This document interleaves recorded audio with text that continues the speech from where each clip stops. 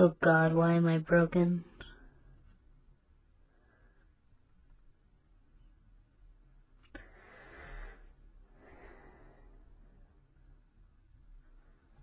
Why can't I just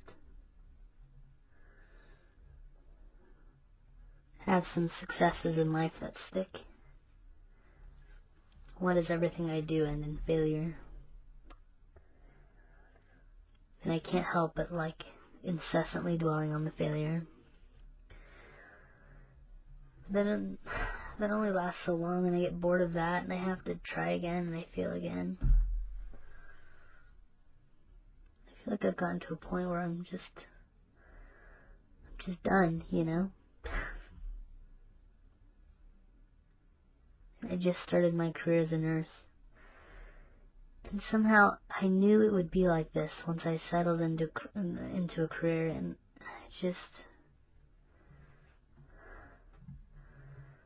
I can't settle, you know. How do I take care of my family if I can't settle? How do I support them? How do I take care of myself? I don't even care about myself at all. But I care about those little guys. Those little two things are my life. I don't have them all the time anymore, and I don't like being dependent on myself. I don't like relying on myself for strength because I feel like there is none. There's nothing I can pull from.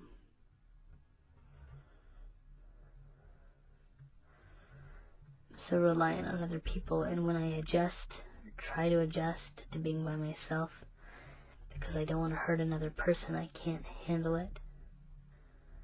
I'm just not good enough. And I consistently beat myself down, and that makes me feel all the worse. Because I know that's not good and healthy, but I can't help but feeling those feelings. I can't help but feeling like I'm never going to be good enough. The second I make friends, they're gone. It's the story of my life.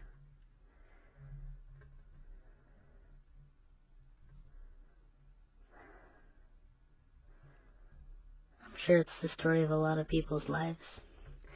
And I'm sure it's the story of a lot of people's lives that aren't here anymore, too. And it's so sad, and I don't know, I think it's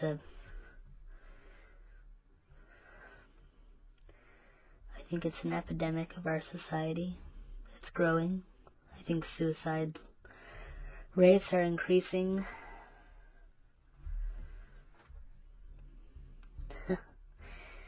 I have no desire for that, but if I did, I think that I would be in a position where I would consider it. But I don't have that desire. And some would argue, well, maybe you just haven't gone low enough, but I would argue differently. And I've talked about that before. I feel like it's something you have to believe in. And it takes time to believe in that, and I'm not there yet. And maybe I just would have to entertain the thought long enough, and it could be there. And that's all that it would take. I don't know. But right now it's not there, so it's excruciating because there's no other option, you know, sometimes. It's just, I don't want that to ever be an option, you know. My boys are really keeping me here just fine. It's just, I don't see them enough. I'm relying on them, and I shouldn't have to be, right? They should be reliant on me, you know. I feel like maybe as a nurse, I feel like people are relying on me, and so that's a little bit of what I get, you know. I feel like I'm not sad when I'm working, but I feel like those are all just band-aids, right? They're just covering up something deeper. I feel like I'm suffering from really serious depression and heartbreak, maybe. Not necessarily all from my divorce, my ex, a year and a half ago, but I think it's deeper than that. I feel like I'm heartbroken that, I couldn't have done more with my life to this point. It's like I cheated on my own life, right? I gave up a lot of good things just because I couldn't handle it. It's so frustrating when you can't handle life. Like you can't deal with just the regular day-to-day stuff. How frustrating is that? You can't go to the store or go to the grocery shopping without wanting to run out of there in 5 seconds. Having a panic attack, just being alive and awake. Like waking up and not being able to breathe, I don't know.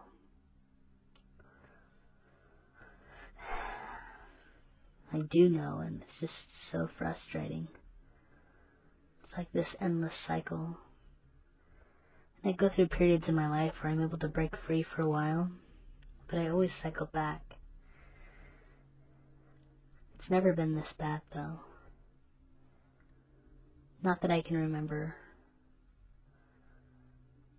Even when I was a kid, I thought it was bad, with my dad, and that's why I moved, but man, if my parents were married still, and I was in that position, I wouldn't have had anywhere to run to. No way to get away. Like I always seem to have an escape.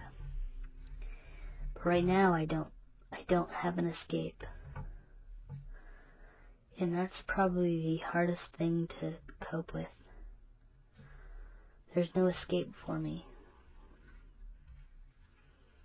I have to deal with not really understanding, or even understanding what's going on with my brain, but not being able to cope with that. Or not having the ability to do productive means to cope with it. I don't know. And every night I go in the same circle. It's funny, I talk about similar things every night, but I deal with it every day. So that's what I have to deal with every day. So it's like, how can I not talk about that or avoid that? That's what I deal with. That's my life, It's just cyclical, and it just happens to be in the down part perpetually, more times than not, and it's so hard. I think my mom's dealing with something similar right now. Maybe it's just post-divorce, post-divorce depression. I feel like I've had a lot of time, though, to deal with this. Maybe I've just distracted myself until it came. I don't know. Things are finally setting in that I'm alone. That the world's better for it.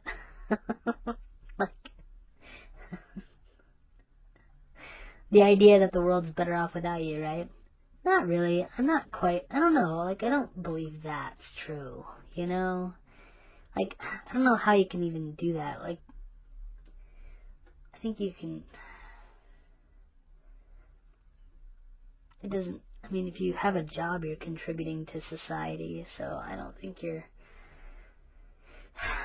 I don't have nothing, I guess.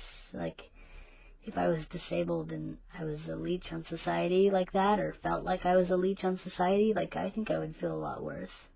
And I know so many people, as a nurse, I know so many people that feel that way, and I don't have a good answer for them. I just tell them, hey, I'm depressed too. I'm right on your boat, man, except I got so many things going for me. I can walk and talk, and, somebody that's paraplegic or quadriplegic, man, life is... It's so hard. You don't have any options. There's no escape.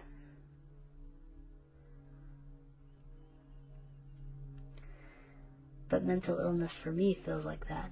It feels like I'm a quadriplegic of reality. I don't know. gosh.